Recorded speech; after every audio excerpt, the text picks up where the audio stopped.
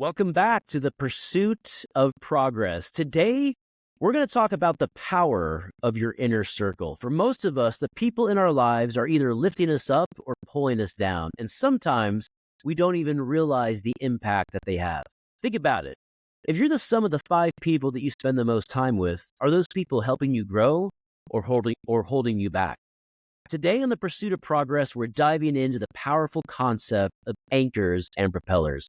We'll explore how to identify which people push you forward, which weigh you down, and how to set boundaries, even with those closest to you. If you've ever wondered how your relationships might be shaping your future, this episode is for you. How are you doing? How are you doing? How are you doing? Well, for people that don't know my voice, my name is Adam, co-host of the Pursuit of Progress podcast here with Benjamin Adams. And yeah, guys, this is an episode that I wanted to kind of prepare for you today about this concept of anchors and propellers. And this is something that I recently heard on a different podcast, and I had never heard that kind of concept, these words used before for these two types of people that can either weigh you down or lift you up. And, we're going to start off just with talking through, what an anchor is and what a propeller is. But then there's basically just 4 different parts of this, 4 different examples of just some suggestions and I think some really good strategies to really focus your personal expectations on who you're surrounding yourself closest with and making sure that those people are propellers and not anchors. So then we'll just, before we jump into part number 1 about the Jim Rohn 5 people concept that I know you're really passionate about with Jim Rohn, guys, just so you understand again what an anchor is and what a propeller is. So an anchor is just any person that weighs you down, obviously. It's somebody that, kind of discourages your growth, drains your energy. Maybe they're not doing too good in their own lives and they're trying to kind of pull you down with them. They're an anchor. A propeller, on the other hand, is people who lift you up, people that inspire you, people that push you toward your goals. These are the people that are in your corner and supportive regardless of what you're working on, just people that have faith and believe in you and just are, again, people that are lifting you up.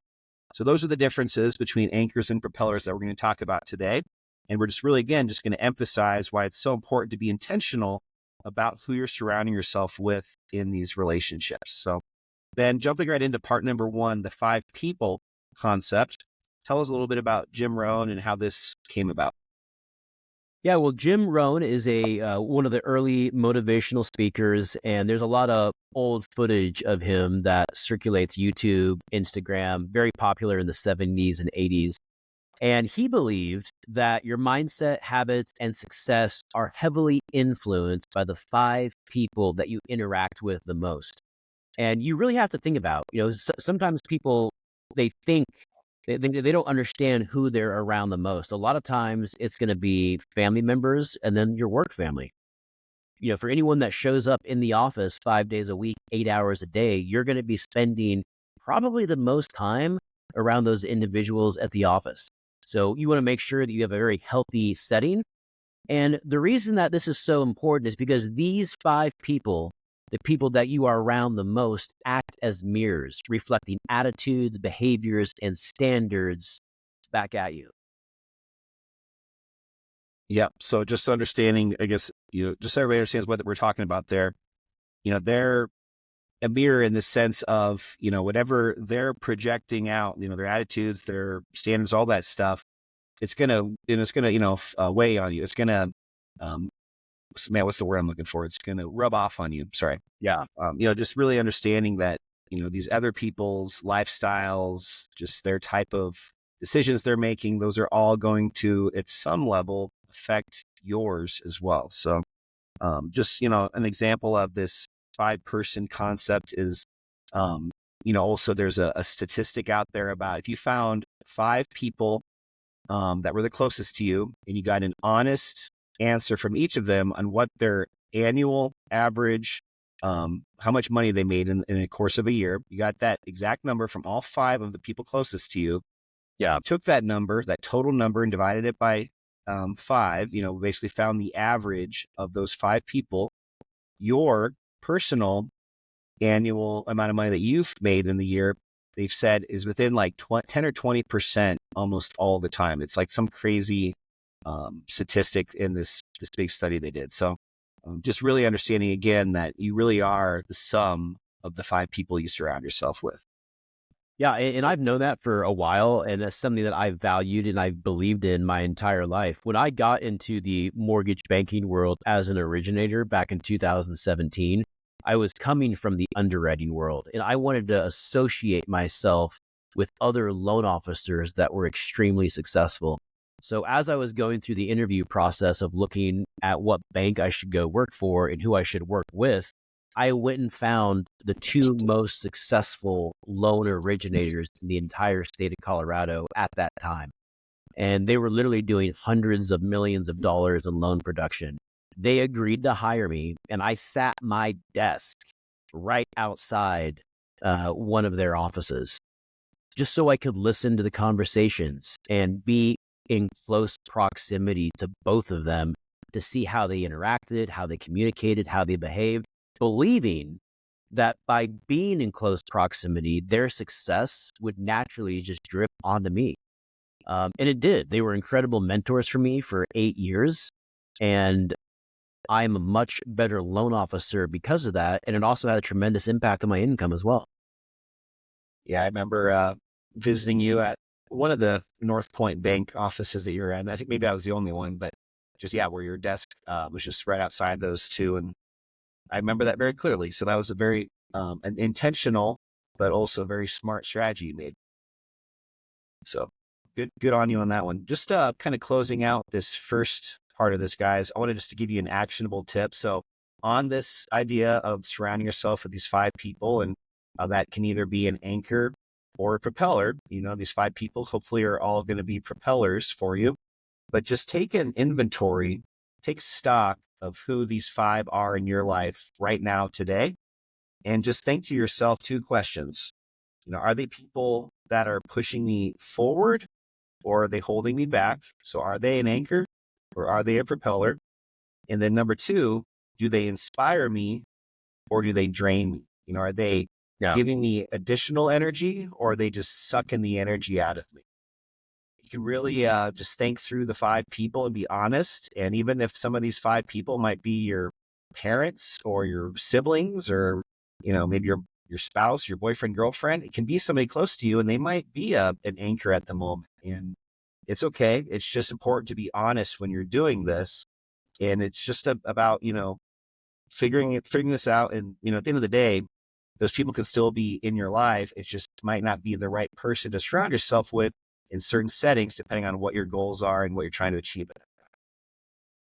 That's absolutely right. And setting the boundaries, as you mentioned, that's where it's so important to have those strong boundaries. So jumping into the second part of our first part of the series here. So I want us to talk about just the anchors and propellers and just dive a little bit deeper into some of the characteristics. So, this is a pretty generic word that we're using, and obviously it's pretty simple on a high level. As far as a propeller lifts you up just like a plane propeller does, an anchor pulls you down just like a anchor on a boat does. So lifts you up, drags you down. But just to maybe put some different verbiage on these, just to maybe help you think through who these people might be for you. So I'll do the characteristics of anchors, and then Ben, I'll let you do the propellers. So for anchors, a negative mindset or just constantly complaining, somebody that just has a lack of ambition, maybe resistant to change, maybe somebody that has some levels of jealousy, or maybe even some passive aggressiveness when you are having success. And then, again, talking about how some of these anchors might be people within your family, and just acknowledging how, this is okay. It might be complicated and they can still be in your lives, but just understanding how to manage, how they're affecting your mindset when it comes to certain areas of your life. Ben, It's another characteristic of anchors that I've observed? Sure. Really negative body language. Oh, that's a good one. Very, and have you ever been around someone where without even saying a word, They will just be in your, be sitting in your sphere and just suck all the energy out of you just by their body language. Yep. And that's how I always know if I'm dealing with an anchor or a propeller is how do I feel being around this, this individual? Is this person lifting me up? Are they giving me energy or are they taking the energy away from me? Another term that I have for anchors and that I heard about 10 years ago is energy vampire, where they Yep. suck the energy right out of you. Yeah, I used to work with Blade actually, and it was crazy. I mean, every day he would just suck every little drop of blood out of me. Well, that's why Chris Christopherson was so important to Blade because he was Blade's propeller. He will. Oh my God, that's And so awesome. here are some characteristics of propellers. So remember, these are the opposite of anchors. Propellers are going to encourage your dreams and celebrate your wins. They're going to challenge you to grow. They're going to help hold you accountable. They're also going to offer constructive criticism and helpful advice. Do you have any propellers that come to mind in your life? Yeah, I put you in that category. Just to kind of add on to a couple other ones, just as far as the characteristics go, thinking about people that are just doing things totally out of their own um, goodwill and not looking for anything in return. Like people Yeah. that are, really giving you good advice, maybe helping you with whatever it is that you're trying to achieve and not expecting anything in return. I think those are always really good people to identify as strong propellers because they're in it for the right reason and they're genuine and authentic. And then also I just wanted to just close out this point just on both of these is, I know people that have a little bit of characteristics on both propeller and anchor. And, you might be finding the same as we went through these with some of the people you guys are maybe thinking of as people that are in your five. And just understanding that's okay. It's just really though, looking at it just really from a bigger picture of just, are they giving or are they taking, are they lifting you up more or are they sinking the ship? So just kind of realize that, some people might have a little bit of both of these. Yeah. And the way that I've always thought about that is I want to be around people that are headed in the same direction that I am. It doesn't mean that we're always going to be on the same path 100%, but we're headed in the same direction, meaning that we have a vision for our life. We have goals. We have things that we want to accomplish. A lot of times we're going to have consistent values. If someone is living a certain way, like for example, I don't drink alcohol anymore. Am I going to be going like hang out with a bunch of people that drink alcohol and like the party on the weekends? Well, if I was doing that, that would be a huge mistake because we're not headed in the same direction. And it doesn't mean that we're all moving at the same speed. We can be moving at different speeds as well. But you want to be hanging out with people that have the same standards, similar standards, same values, same goals, and they have a vision and a plan for their life. Yeah, and talking about how some people have characteristics of both. I think of just parents a lot of the time in that case where, like I'll just use my dad as an example. He's one of the smartest people I know, but he's a little bit resistant to change maybe in certain regards as far as just, how he knows the world works when it comes to business and success is a lot different than today. He's very supportive of everything I do, but like YouTube, the fact that like I'm, making money through a platform like YouTube, that would be something that he would initially probably have some resistance to and just, at least some hesitance to understand and really support fully. So you might have people like that could still very well be one of your five.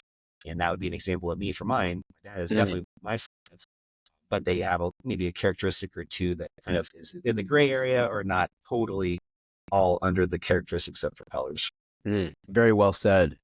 And you articulated that great because, it's so important to think about where, in your dad, for example, he has your best interests in mind. He believes in you, he supports you. And even though he may not understand that platform, he's the foundation that he's giving you that initial advice from is from a place of love and respect and out of your welfare. I was reading an article recently and it was talking about how most friends truly cannot support other friends in their group in a real genuine and authentic way. And usually when they see someone in their friend group really achieving at a high level or outperforming them, a lot of times there's some jealousy that can be, that can start some jealousy. And so it just got me thinking, to really have someone in your corner that really does want the best for you and wants you to go be your best and take it to that next level in a very genuine and authentic way is something that is very, very important. And I put you in that category. And, you've been so supportive of me and the things that I'm trying to do. And, you've mentored me in a lot of different ways. So very, very thankful and appreciative of Yeah. the impact that you've had in my life. Thanks, buddy. Yeah, same here, man. I know you love Jim Rohn. I love Zig Ziglar. So I'll close out this one just with a quote from Zig. Surround yourself with those who see greatness within you, even when you don't see it in yourself. Yeah. That's one of my favorite Zig quotes, and can be applied to a lot of areas of life, not just business and pursuing progress, but just, it's just a great quote. Yeah, well, it's time to hear from our sponsors here. So I'm going to go ahead and give our sponsors the floor. Are you looking for a real estate team that goes beyond closing deals? At Adams Sells Denver, we're here to guide buyers, sellers, and investors with strategies tailored just for you. Visit adamsellsdenver.com for free resources or call 970-500-0252 to get started today. Thank you so much to our sponsors. As always, we couldn't do the show without you guys, so thank you. And now going into part 2 of our session today, talking all about part 2 of just really understanding again who you surround yourself with and the value that really can have on your pursuit of progress. So number 3 is all about balancing relationships. So just really understanding, again, talking about like family as an example, the guilt of limiting time with somebody that might be an anchor, and just, really focusing again on that circle that's closest to you being nothing but propellers. Yeah, I was watching a video last night of Jesse Itzler, and he was explaining his strategy and how he looks at relationship and time. And so what he does is he always talks about living in the present, but then looking at the future in 5-year blocks down the road. So where are we at today? Where are we going to be at in 5 years? And so the example that he was giving was very similar to mine. He's like, one of my kids is in high school right now. 5 years from now, they will not be in the home. And so what that means is that my time with them is very limited. And when you look ahead 5 years, it helps you put into perspective what's going to be even more important in the present today. And so it allows you to place a higher degree of emphasis on those relationships. An example that I'll use personally, I was debating this year if I should put Christmas lights up or not. And initially I wasn't going to, but then I just thought about that. What about 5 years from now? My kids aren't even going to be here. They're not even going to care if I do it. So I have 4 Christmases left while they're in high school, while I still live at the house, to do this. I only have 4. Got 4 Christmases left to put up Christmas lights. And so after looking at it in that lens, I was like, you know what? This is something I have to do. So that's what I'm going to be doing this weekend, putting Christmas lights up. Hopefully making your kids do it with you to take advantage of only having 4 years left. Hey, that's another great perspective. I think, a couple practical tips for this one, you guys, just to really just make sure you're reframing kind of your thought behind this one. First off, just really setting those clear boundaries, being very clear about what you can and cannot do. What I mean by this is like, Ben used the example of, surrounding himself with people that are big partiers and drinking alcohol a bunch, just setting some boundaries and just following those to just be clear about, you're surrounding yourself again with the right people. Yeah. It doesn't have to be a specific alcohol, but that was just the example. Number 2, just limiting exposure. So just really scheduling your time intentionally, especially when you do have people in your life that are draining your relationship or, are people that are draining. If you have a lot of time scheduled and you're not just kind of running through your day on a free flow type style. If you're very structured with your day, that gives you the ability to very legitimately just not be able to spend as much time with those people and limit the exposure. And then third, but definitely not least, just seeking some common ground. If you are around some of these people, just really being intentional about who you're pulling, what info, what guidance, what mentorship are you pulling from your different people in your life, and just focusing on different topics and activities around the people that might be a little bit more of an anchor. Make sure you're just talking and just doing things with them that are going to limit that negativity and guard you from getting pulled down. Mm. Yeah, and all of this, what you just described with these 3 practical tips is a really an emphasis on peace. Yeah. This might be difficult for someone if they've never done it, learning how to set boundaries and limiting your exposure with those that don't share the same values, and seeking common ground. As I've gotten older, I have learned to value my peace so much more. When I was younger, I used to always try and say yes to everything. And I was probably a little bit of a people pleaser to a degree. I wanted to be well liked. I did care about the opinion of others. And when you're constantly saying yes to everything, you're really saying no to yourself. And one of my favorite investing quotes is what Warren Buffett said. He says, power is in no, not yes. He talks about how he says no to about 98% of the deals that come across his desk. And he also applies that in his personal life as well. Can I meet with you? No, you can't. Why?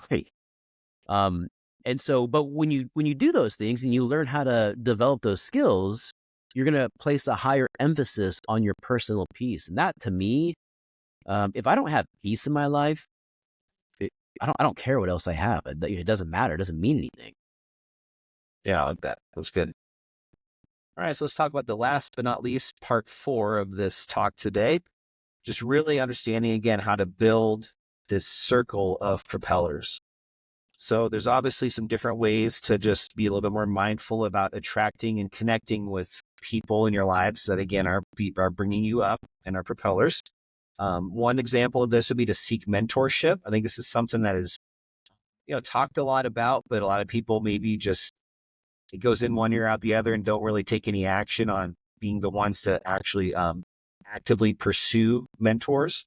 But I think mentorship is something that can really help bring maybe that 5th person into your circle to kind of, again, elevate the people around you and just really have higher kind of level of expectations on what you're doing in life and just, again, who you're surrounding yourself with.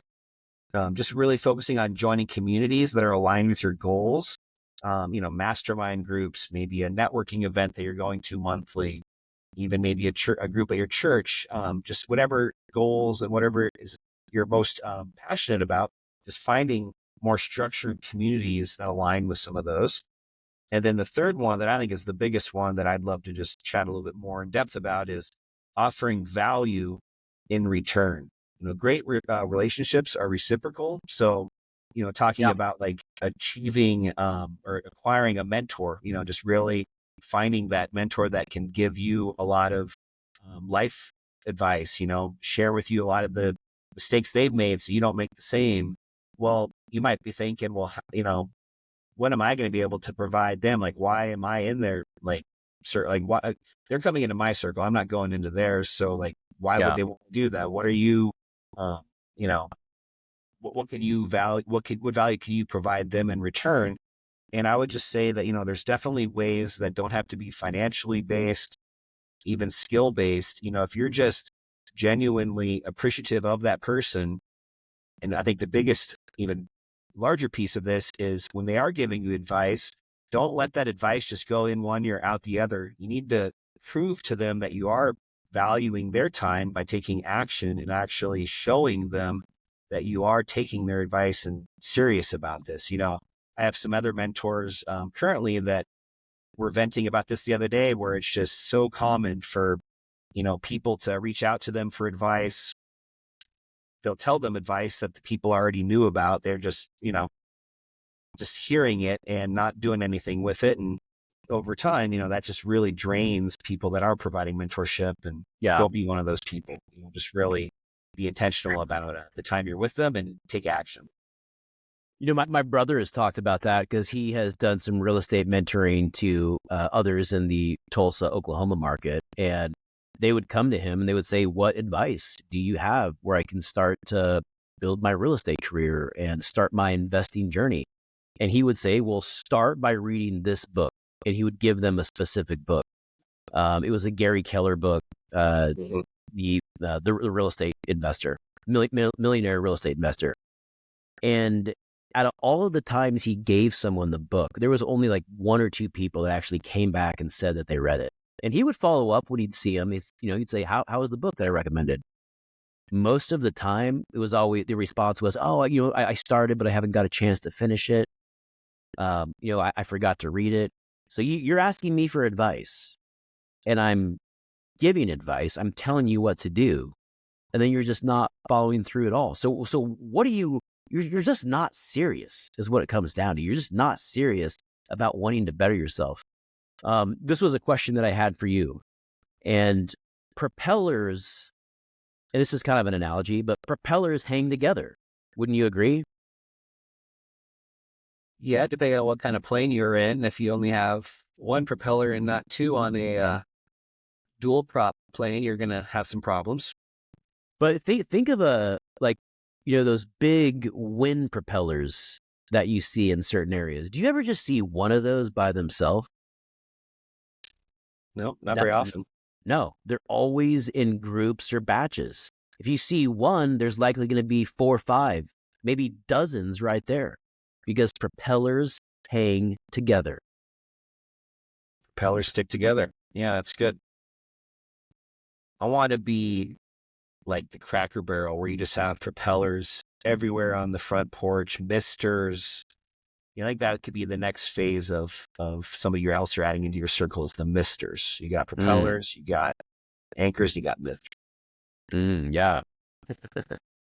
Well, guys, hope you guys some value from this. I know this one was a little bit different. Just wanted to kind of share that topic and that concept with you on anchors and propellers. If you have any, just insights on how this maybe has already been, something you've been working on, or maybe you've had some success with improving your 5 people closest to you and helping by doing so, helping you grow in whatever area of life you're pursuing. We'd love to hear about it. So share with us on social if that might be the case. And Ben, I'll let you close this one out. All right. Well, that is it for today's episode on the Pursuit of Progress podcast.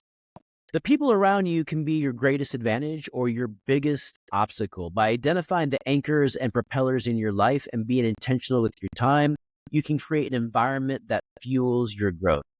If you found this episode helpful, please share it with someone who might need it or needs a little encouragement to rethink their inner circle.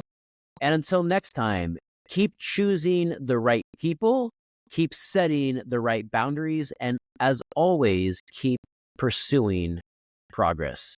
We'll see you guys next week. See you guys.